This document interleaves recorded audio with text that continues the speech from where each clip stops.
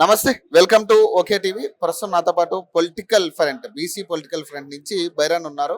మాట్లాడదాం. ప్రధానంగా ఈ బీసీలకు ఇస్తానన్న రిజర్వేషన్లకు సంబంధించి ఆల్రెడీ వాళ్ళు బస్సు యాత్ర అంటూ ఒక సాధన మొదలు పెట్టడం జరిగింది.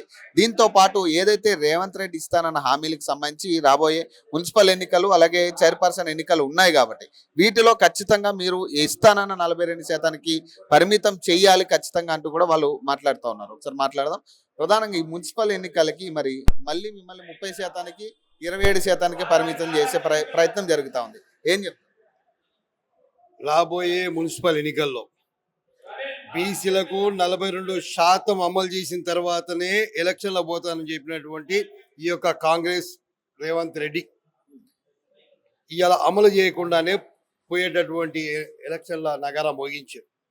మరి ఈ సిగ్గు శరం ఉన్న రాజ్యం ఉన్నటువంటి ఈ ప్రతిపక్షాలు బీఆర్ఎస్ బీజేపీ ఎక్కడన్నా ఖండించాలి కదా.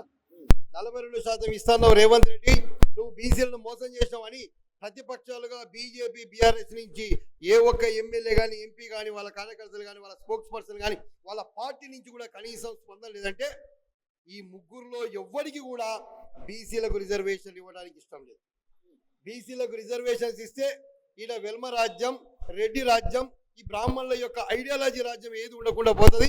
అందుకనే వీరిని రాజకీయంగా అణగదొక్కే ప్రతి ప్రక్రియలో ఈ 3 కులాలు, ఆధిపత్య వర్గాలు, ఈ యొక్క దోపిడీ వర్గాలను ఒకటైతే బీసీ ప్రజలు తెలియజేస్తా ఉన్నారు. అదేవిధంగా మొన్నటికి మొన్న సర్పంచ్ ఎన్నికల్లో కూడా 17% కుదిస్తే బీసీలు చైతన్యమై అదే 18% ఆధిపత్య వర్గాలని బంధించేసి 52% గెలుచుకోవడం జరిగింది.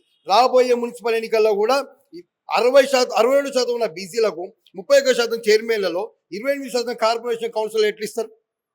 ఏ విధంగా ఇస్తారు మేము ప్రశ్నిస్తా ఉన్నాం. ఇదే విధంగా కొనసాగితే రాబోయే ఎంపీటీసీ జెడ్పీటీసీలలో బీసీ అభ్యర్థులు చాలా ప్రమాదంలో పడిపోతారు. బీసీ అభ్యర్థులు బీసీగా రాజకీయంగా ఎదిగేటటువంటి మీ యొక్క జీవితాలు కూడా సర్వం నాశనం అయ్యేటటువంటి ప్రమాదం ఉంది. బీఆర్ఎస్ బీజేపీ కాంగ్రెస్లో ఉన్నటువంటి బీసీ నాయకత్వం ఆలోచించుకోవాలి. మీ యొక్క అధినాయకత్వాన్ని ముక్కులు వినండి, ఒక్కొక్కరిని గల్లా బట్టి అడగండి.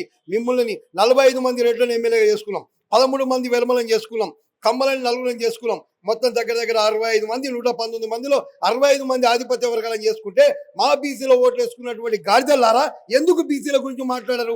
ఎందుకు మా బీసీ కార్యకర్తల గురించి మాట్లాడరు? మేము ఎందుకు సర్పంచులు అయితే, ఎమ్మెల్యేలు అయితే, ఎంపీటీసీలు, జెడ్పీటీసీలు అయితే ఎందుకు ఓర్వలేకపోతున్నారని ఆయా పార్టీలలో ఉన్న బీసీ నాయకత్వానికి బుద్ధి రావాలి. బీసీ నాయకత్వం చైతన్యంతో మాట్లాడాల్సిన అవసరం.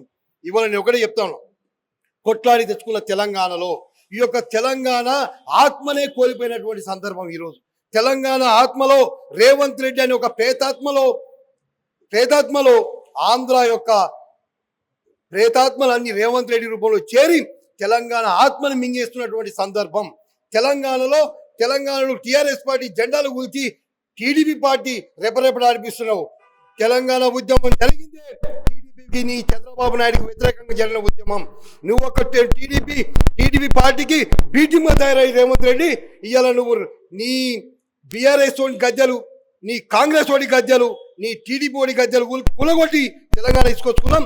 బీఆర్ఎస్ గద్దెలు, బీజేపీ గద్దెలు, కాంగ్రెస్ గద్దెలు, ఈ 3 పార్టీల గద్దెలు కూడా కొట్టి బీసీఎస్సీ ఎస్టీ రాజ్యాన్ని తీసుకొస్తాం. బిడ్డ, మీరు కొట్లాడుకున్నట్టు, గిల్లుకున్నట్టు, గిచ్చుకున్నట్టు, కొట్టుకున్నట్టు సిగ్గు శరం ఉండాలి. రాజ్యం చేసేటప్పుడు నువ్వు ఓనేసినాం.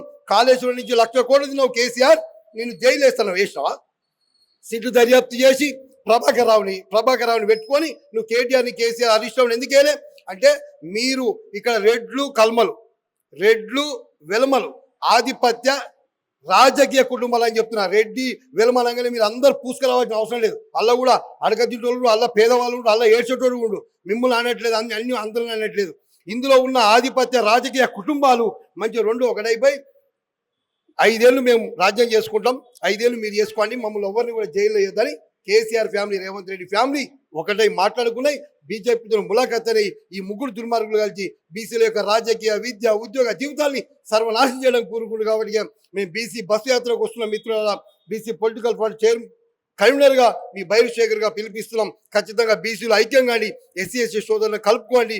ఓసీ సోదరుల్లో కూడా మానవతావాదులు, ప్రజాస్వామికవాదులు ఉంటారు, వాళ్ళని కూడా తీసుకొని 62% కాదు, మిగతా ఎస్సీ ఎస్టీ రిజర్వేషన్ మిగతా మున్సిపాలిటీ మొత్తం గెలుచుకోవాలని పిలిపిస్తా ఉన్నాం.